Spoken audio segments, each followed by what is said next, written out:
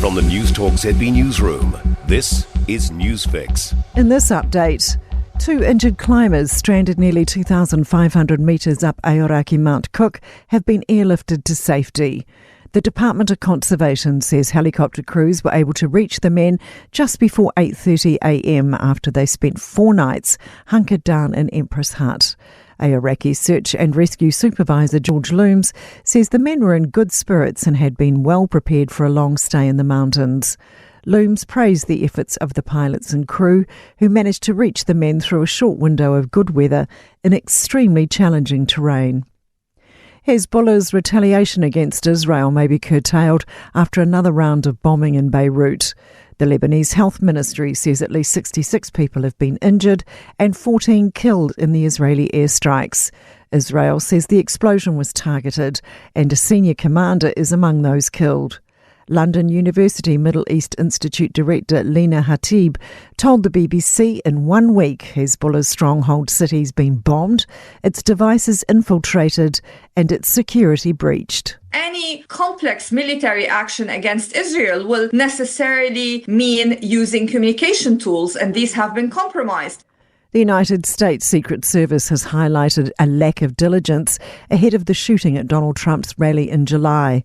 Acting Secret Service Director Ronald Rowe says there was complacency from some agents, leading to a breach of security protocols, and they will be held to account.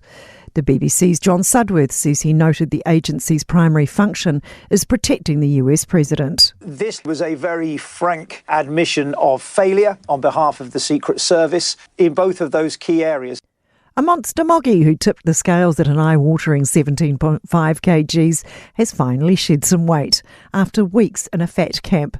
The flabby feline has been under the care of a veterinary diet centre in Russia. He's lost more than a kilogram, but not before he tried to escape and was found stuck in a shoe rack. That's news. In sport, Sam Cane admits to being a little surprised Joe Schmidt switched to the Wallabies so soon after being in All Blacks camp.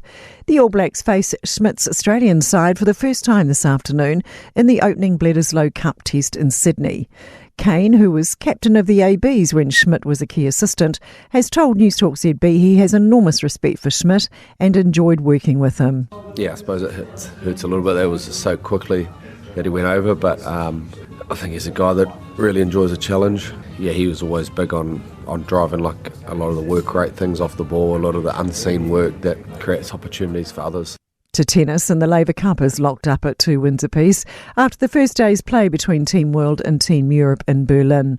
The Europeans won 2 of the 3 singles matches, but Team World snared a singles clash and the first doubles encounter. That's sport. I'm Sandy Hodge. For more news, listen to Newstalk ZB live on iHeartRadio.